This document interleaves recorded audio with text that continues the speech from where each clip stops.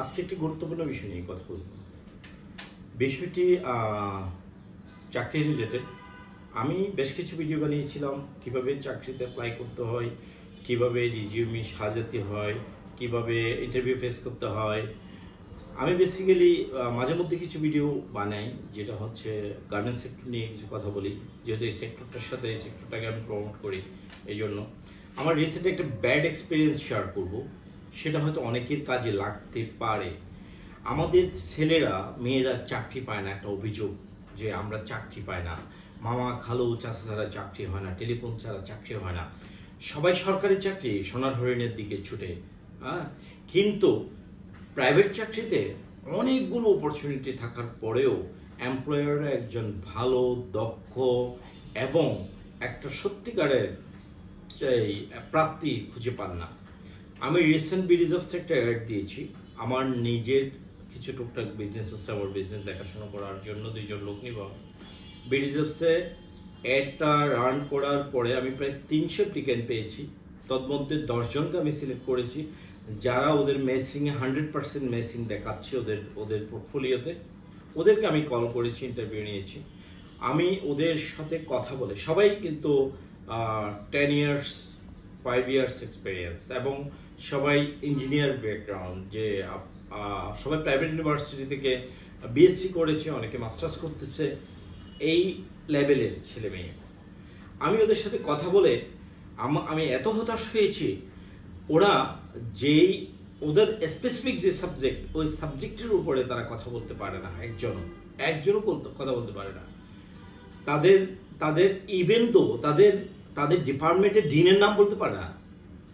এবং তারা যে চাকরিটা করছে ওখানে অফিসের কিছু ক্রাইটেরিয়ার বাইরে তাদের নিজস্ব কোনো ইনোভেটিভ আইডিয়া, তারা কিভাবে একটা সেলস কল হ্যান্ডেল করবে, তারা কিভাবে একটা কাস্টমারকে হ্যান্ডেল করবে, এটা তারা জানে না। আমার কাছে কেন জানি মনে হয়েছে, হয় এমপ্লয়ার যারা আছে তারা তাদের এমপ্লয়িকে অ্যাসেট বানানোর চেষ্টা করে, আর যারা এমপ্লয়ি তারা কখনো কোম্পানিটাকে ভালোবাসতে শেখে নেই। এমপ্লয়ি এবং এমপ্লয়ার দুইজন যদি পারস্পরিকভাবে নিজেদেরকে একে অপরের পরিপূরক মনে না করে, তাহলে কখনো একটা প্রতিষ্ঠানে ভালো কর্মী কখনো তৈরি হবে না। আর একজন শিক্ষার্থী বা একজন চাকরি যারা খুঁজছে, চাকরি প্রত্যাশী, সে যদি নিজেকে যোগ্য তৈরি না করে কোথাও অ্যাপ্লিকেশন করে, তাকে কখনো ডাকা হবে না। কারণ তার সিভি দেখেই বুঝে যাবে যে তাকে আসলে ডাকা হবে কিনা। আমি যতগুলো সিভি ইমেইলে রিসিভ করছি, একজনও একটা সুন্দর কাভার লেটার লিখতে পারে না। একটা সুন্দর কাভার লেটার নেই, অথচ সে প্রাইভেট ইউনিভার্সিটি থেকে খুব ভালো রেজাল্ট করেছে, 4 পেয়েছে, 3.98 পেয়েছে, সে একটা ভালো ড্রাফটিং করতে পারে না। আমরা চ্যাটজিপিটির কথা বলি, জেমিনির কথা বলি, ওখান থেকে তো অন্তত ড্রাফটিংটা করতে পারে।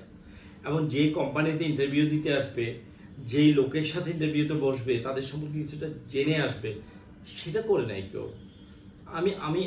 আমাদের এই প্রজন্মটা, আমরা যে ইয়াং জেনারেশন, আমাদের মধ্যে যে একটা বিশাল ইয়াং জেনারেশন তৈরি হয়েছে, তাদের ভবিষ্যৎ নিয়ে আসলে আমি শঙ্কিত। রাজনীতি আমাদেরকে ধ্বংস করে দিচ্ছে, রাজনৈতিক লেজুর ভিত্তিতে আমাদের ধ্বংস করে দিচ্ছে। পাশাপাশি আমাদের শিক্ষা ব্যবস্থা, আমাদের কর্মমুখী শিক্ষার অভাব এবং রাষ্ট্রের দায়িত্ব নেওয়ার মতো সক্ষমতা না থাকা বা সক্ষমতা তৈরি না করাটা আমি এর পিছনে দায়ী মনে করছি। আমাদের সমাজকে, রাষ্ট্রকে যদি বাঁচাতে হয়, তাহলে এত বড় ইয়াং ফোর্সকে আমাদের কর্মমুখী শিক্ষার আওতায় নিয়ে আসতে হবে। শর্ট ট্রেনিং করিয়ে বিভিন্ন সেক্টরে তাদেরকে জবের অ্যারেঞ্জমেন্ট করে দিতে হবে। প্রত্যেকটা ইন্ডাস্ট্রিতে স্কিল লোক দরকার, টেকনিক্যাল লোক দরকার।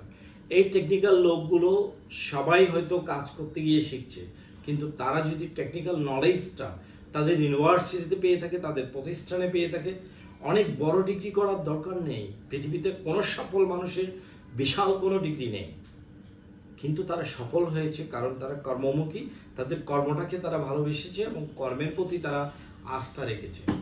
আর জীবনের শেষ মুহূর্ত পর্যন্ত পড়াশোনার কখনো শেষ নেই।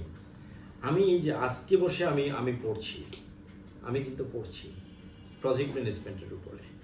পড়াশোনা কখনো শেষ হয় না, শেষ নেই। ভালো থাকবেন সকলেই, ধন্যবাদ।